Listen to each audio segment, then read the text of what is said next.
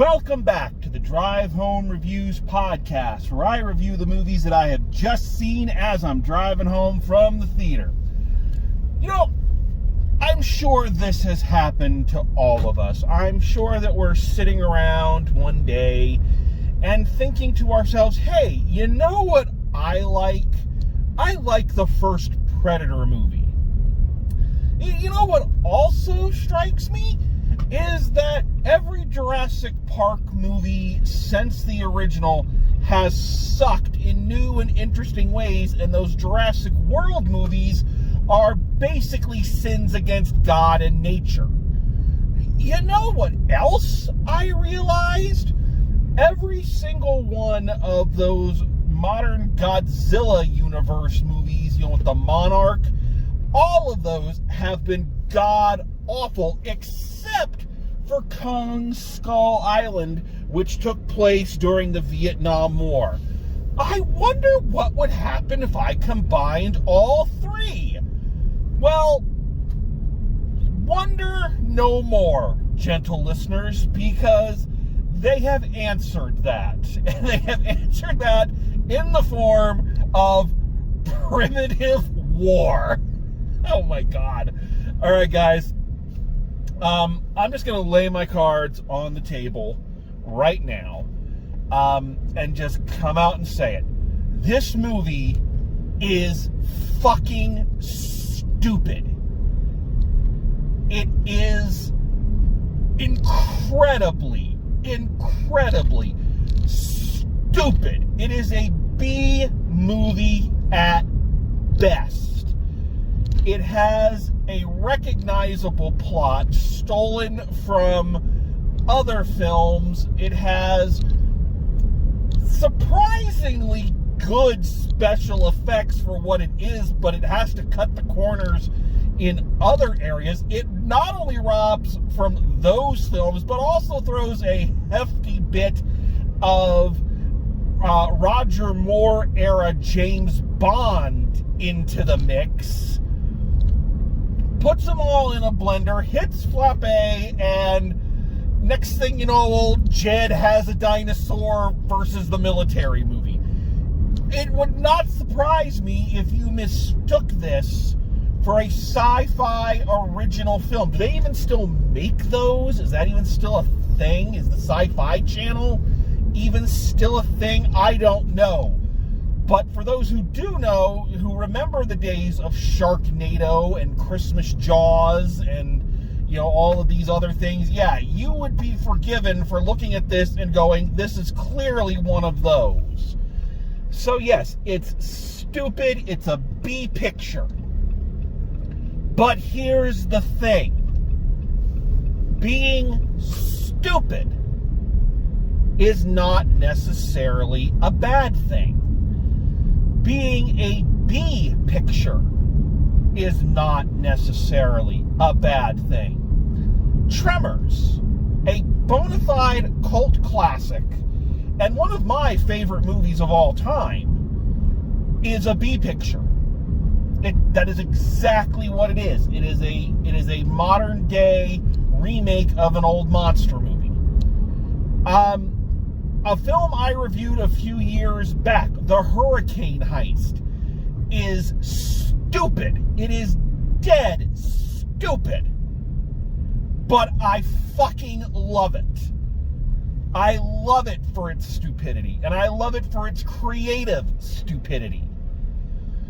The Fast and the Furious franchise has made 10 plus movies, depending on how you count, all based on the premise of how can we out-stupid ourselves this time.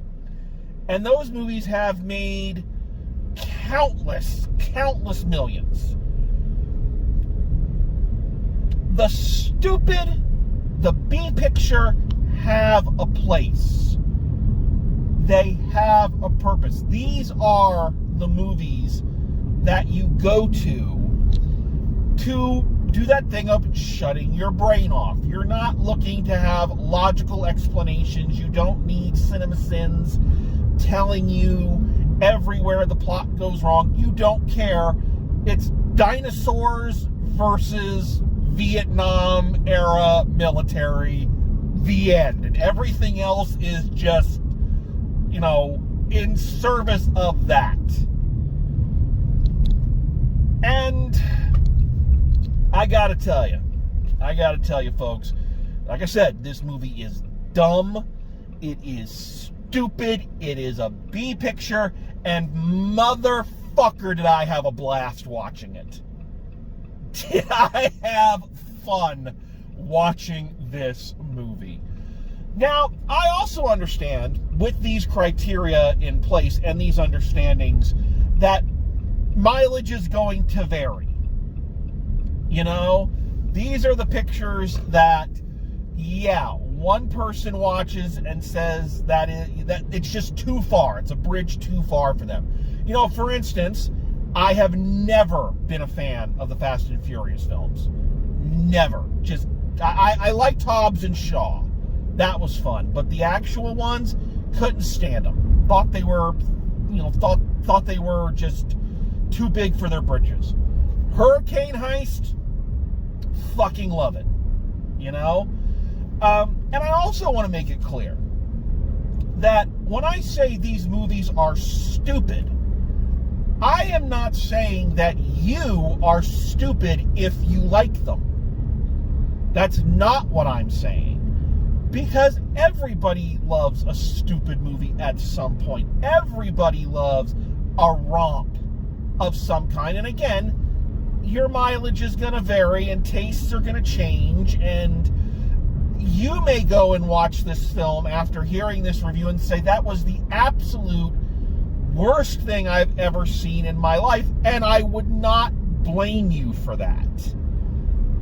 I can only say for myself that I actually really dug this movie and had a lot of fun watching it. So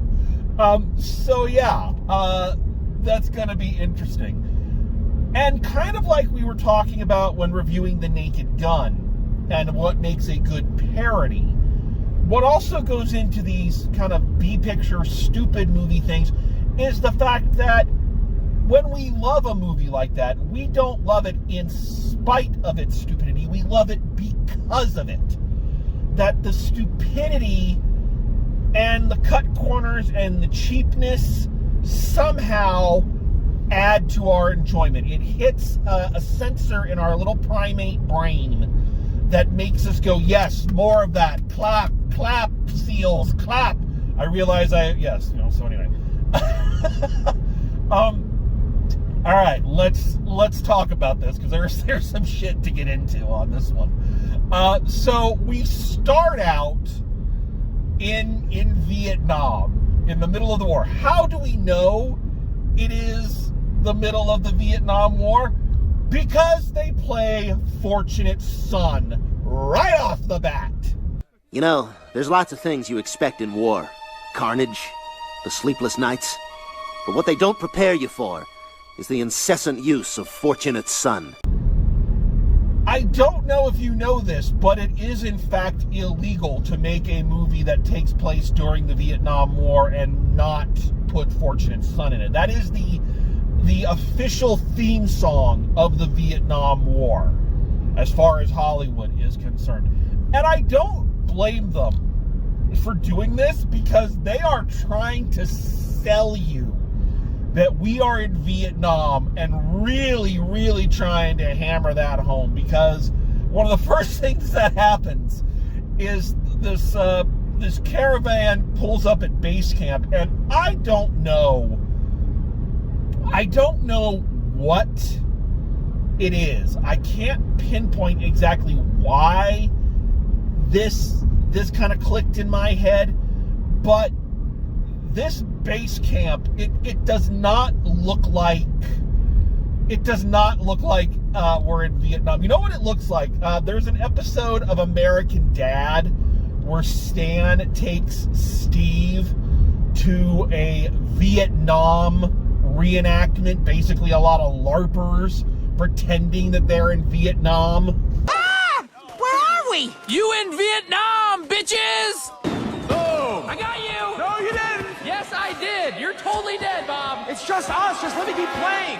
That's what this base camp looks like. It looks like a bunch of guys, like, got there, just like set up a LARPing station. Like, we're in Vietnam. You know, I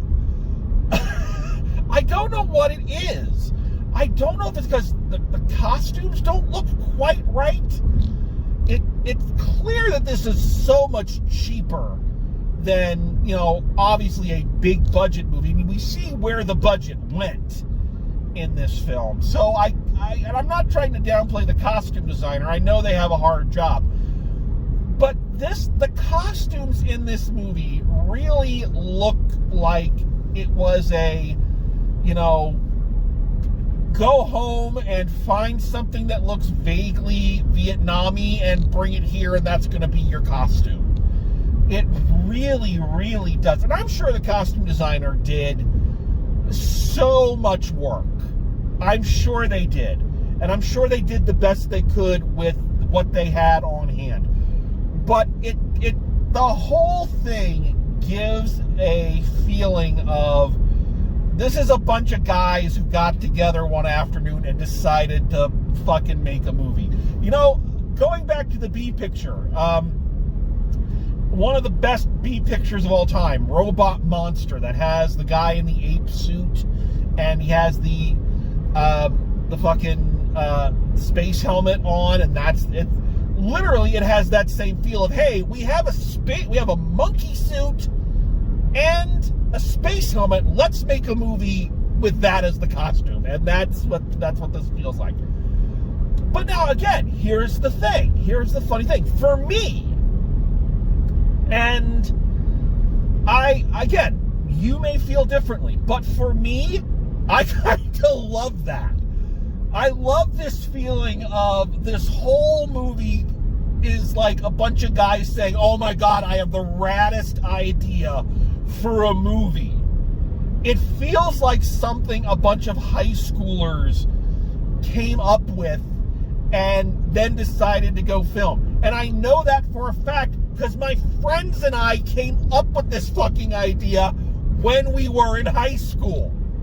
I'm not lying. Like, after Jurassic Park came out and there was talk of the sequel, and I had read the book, so we kind of had an idea. We're like, oh man, it's going to be like a bunch of fucking, it's going to be like the army versus dinosaurs. It's going to be so fucking cool. Yeah. And of course we got what we got, but, you know, but somehow that homemade element of it adds to its charm. It feels just vaguely out of phase with the actual time period it's supposed to be in. You know? So then we meet our main characters. Our main character, it's the team from Predator. That is what this is. Not in exact copies, not, exact word for word, but they are the exact same thing. They are a rescue team that is now being sent into a mysterious part of the jungle by some pretty shifty commanding officers who maybe have their own agenda under the guise of rescuing a fellow Green Beret team. Change a couple of the words around, and it's the fucking inciting incident for Predator, right? So we meet our crew,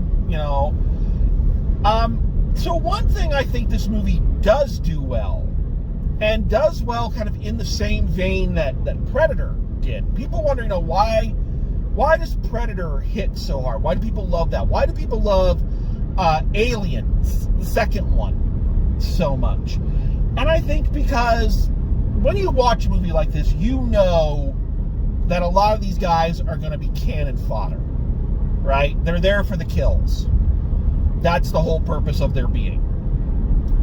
With a higher up movie, like that last Jurassic World movie, you could tell who was making it out and who wasn't. It was the fucking other people might as well have been walking around with goddamn red shirts on the whole time. All right, men, this is a dangerous mission, and it's likely one of us will be killed. The landing party will consist of myself, Mr. Spock, Dr. McCoy, and Ensign Ricky. Ah, crap. But in those movies, in Predator, in the second Alien, and in this one, we get to know these characters a little bit. We see their interaction. We see their relationships within the unit. Now, I couldn't name one of the characters' names. And they really didn't have distinctive personalities too much. The only one they had, like the new kid, they had the sniper who is slowly going crazy. They had the black guy who is religious but not so religious that he won't say Jesus Christ or fuck. You had some other guy with a mustache. You had kind of the swaggering guy with the sunglasses that I don't know, like, I guess they were trying to say that he's kind of like Red in Shawshank Redemption. He can get a hold of things for you. I've been known to procure various and sundry items. I don't understand what you just said. I need stuff. Can you get it? You know, so we have kind of, and of course there's the commanding officer, the sergeant. So yeah, you've got your basic group, and I can't really tell you any of their names or anything really outside of their designated character beats. And yet you do feel a real sense of camaraderie between them. You do feel that these are guys who have known each other for a while, have bonded through the hardships. They are at once very confident in their abilities, but also very aware of the dangerous world that they're in.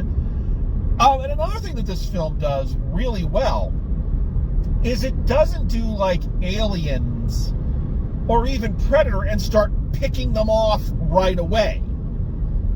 They actually all survive for several encounters to the point where you are almost going, are they all going to make it out of this? So that when they do start getting picked off, it hits harder, you know, because they've made it out of so many things. So when they do start to go, it's like, oh, shit, you know? And that was smart. That was good storytelling. And a way to kind of take a familiar premise and make it, make it feel a little fresher. At the army base, we also meet I don't know what he is, the major. He's the commanding officer of the troop there. And again, this guy, I don't know what it is in his performance. I don't know what it is in the costuming, but he does not feel like a Vietnam era, soldier. I don't know why. I can't put a finger on it. He feels more like he should be chasing Wolverine around in one of the new X-Men movies, which I guess Stryker was a Vietnam era soldier, so I guess that's not a great argument. I'm just saying it doesn't work for me. He feels so anachronistic, and I don't know why. But again, it's funny. It's funny how anachronistic and not of the time he feels. You may have noticed that I haven't mentioned any of the actors in this, and that is because, in true fashion, this is kind of like the Hurricane Heist. This is a veritable who's that of Hollywood. These are all journeyman character actors, one appearance wonders on TV shows. The only one who is even slightly close to a recognizable name is the guy playing the sergeant, kind of the Arnold Schwarzenegger role in this one. He was Anna Paquin's brother on True Blood. So if you watched that show, that's who that is. All the rest of them, yeah, I couldn't pick them out of a lineup. But that actually works with this movie. It really, really does. Because I think if you had a big star in it, if you had or at least a named or recognizable star, I think it would have drawn too much attention to it. You would have had you would have had too much of a, wow, that person's really fallen, or, you know, something like that watching it.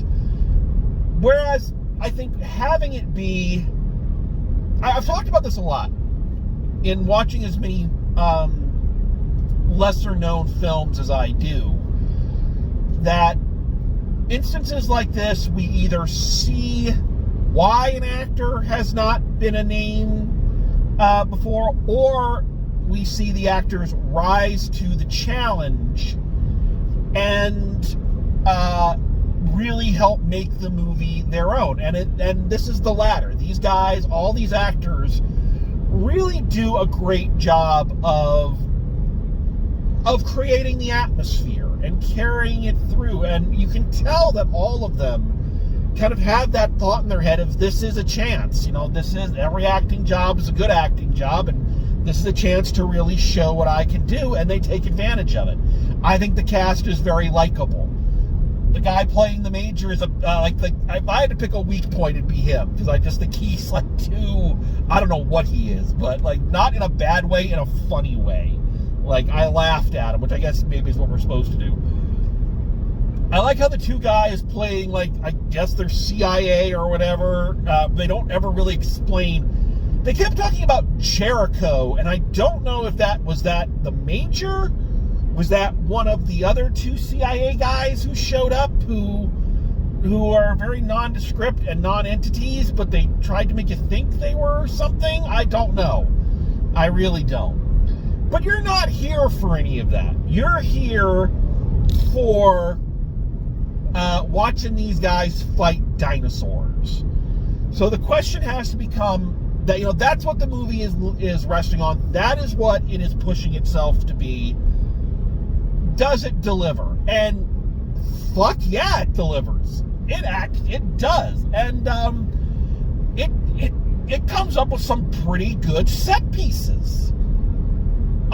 Yeah, some really good ones. And I have to say that part of it, they're very smart and do a less is more kind of thing. The old ECW mentality of hide the weaknesses, accent the strengths. So there for a while, a lot of the dinosaur stuff is at night. So you're not seeing them fully. You're getting them kind of in flashlight or in the muzzle fire from the gun, so it can hide the CGI a little bit. But even later, when, you know, it is daytime and you do see the dinosaurs in greater detail, they don't look bad. They don't. Now, clearly, they're not on Jurassic Park level, obviously, but they still look pretty decent. Like, the only time they really look fake is there's an extended scene on the water, because it's a Vietnam movie, so of course they have to take one of the boats. And there's a couple scenes where, like, the herbivores are drinking at the water and all that, and that's where it looks a little shady. You know, the dinosaurs look like they're walking on the water. It definitely looks like a template. So, but, you know, I can forgive that, because, you know, it's not a high-end movie. They had to do what they could. And for the most part, it looks pretty decent, like pretty good. It's like it's, and I feel like when the CGI is a little wonky, it lends itself to the charm of the film. Again, it lends itself to that let's make a movie, let's have fun and make the movie we always wanted to see kind of feel to it, which I appreciate. You know, it looks like there are scenes in this that look like they are cut scenes from a video game. Matter of fact, I'm almost positive I played a video game like this back in the 90s. You know, Tekken or something, or Cadillacs and Dinosaurs. I think they had a game I might have played. But anyway, so yeah, I have to give them credit. And I like that they know what they are. This movie knows what it is. It knows that it is fan fiction Jurassic Park. Like, it's writing a Jurassic Park movie we've always wanted to see, that's heavier on the action and lighter on whatever the fuck has been going on in those Jurassic World movies. So it knows it's going to bring the comparison to Jurassic Park, and it kind of is smart enough to lean into that. It knows, like, the T-Rex, the Velociraptors, but it also has some fun making them their own, where they are more as what scientists have kind of said dinosaurs look like nowadays. You know, the raptors have feathers, and you know, the T-Rex has feathers and things like that. They call the baby T-Rexes chicks, you know, so which gives them a distinct look from the Jurassic Park ones. I will say, though, I miss when I hear a T-Rex roar, I hear the one from Jurassic Park. When I think of what raptors sound like, I think of the raptors from Jurassic Park. I don't care if that's been disproven. I don't care if that's not scientifically accurate. That's what I think of, and I kind of missed that. But I understand they can't use those sounds, but still. So for the most part, this movie chugs along, and it's fine and fun. But okay, here's where it really takes a turn for the dumb, and like gloriously dumb. So the big question is always going to be, what are the dinosaurs doing in this valley? And there have been a number of movies. There were a bunch back in the 80s. There was one called Baby back in the 80s. It was a mainstay on the Disney Channel, where a family of brontosauruses, or brachiosauruses, or whatever they're called now, had somehow managed to survive and were living in this jungle. You know, kind of like Mighty Joe Young or King Kong. They just are. There's just this little patch of earth where somehow they manage to survive. But that's not what they go with.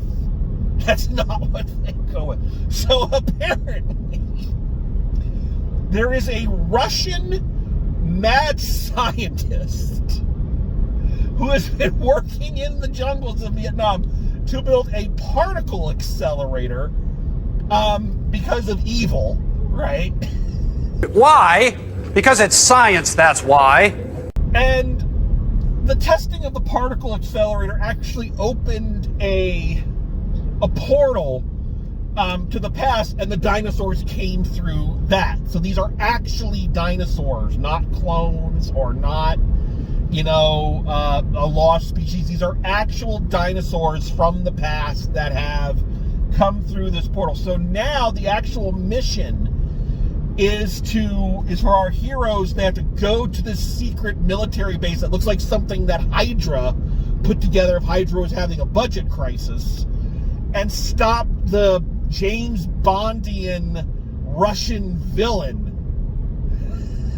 who, again, his costume, he's just got like a white shirt, like a plain button-up, and they pinned some rank insignias on it. It's such a fucking, like, bring your own... Okay, this is a rant. This is a little bit of a rant, so bear with me here. Now, I don't want to get off on a rant here, but I remember watching Star Trek Enterprise, which was supposed to be, this is the show that came on after they did Voyager, the one with Scott Bakula that's supposed to be the prequel that takes place before the original. And I understand, you know, budgets and technology has changed, but you know what I could never get past? That when Starfleet started, they had these really cool jumpsuits and very official looking, almost like submarine or naval commanders. But then I guess at some point, Starfleet went through a budget crisis, and they just kind of had everybody bring in a green or yellow or red or blue shirt from home, and that's your uniform. And that's what this looks like. It looks like, well, here's my shirt. So you might be asking the question, and I was for a little while, then it became very obvious.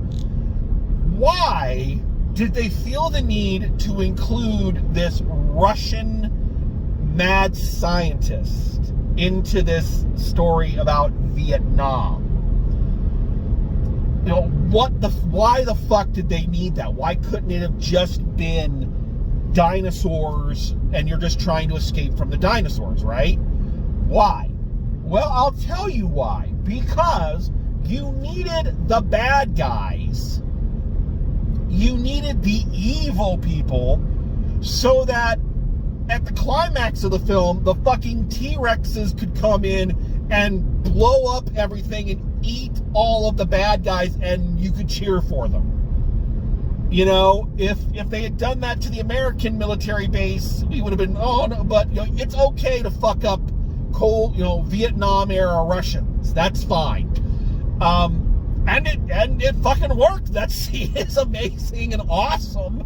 The only way it could have been more awesome is if they had set this during World War II and it was a Nazi camp, or if they set it in present day and it was a MAGA rally. That's the only way it could have been more awesome. Just see these dinosaurs eating people who are complete evil sons of bitches. And then you have that permission to go, yeah, dinosaurs! So yeah. That's why they did that. And again, your stomach for it may vary. Your appreciation may vary depending on what. I can understand if you even made it that far in the film, if you heard that, you're like, done.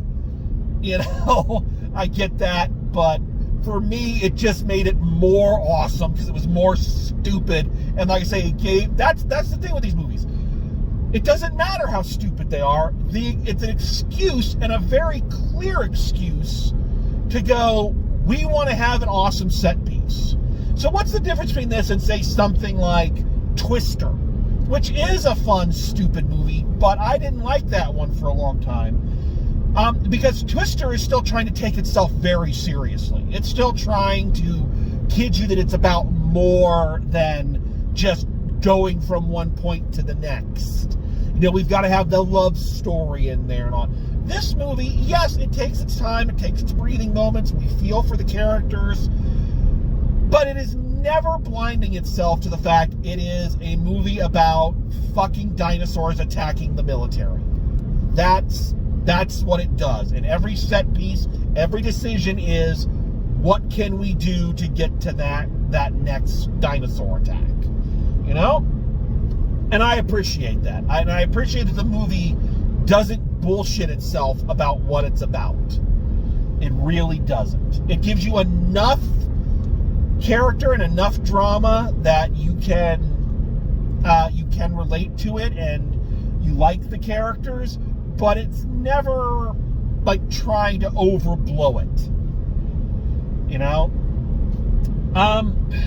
So it's hard to talk about things that I don't like about this movie, because the things that I would point out, that I have pointed out, that are stupid and inconsistent or unnecessary, to me add to the charm.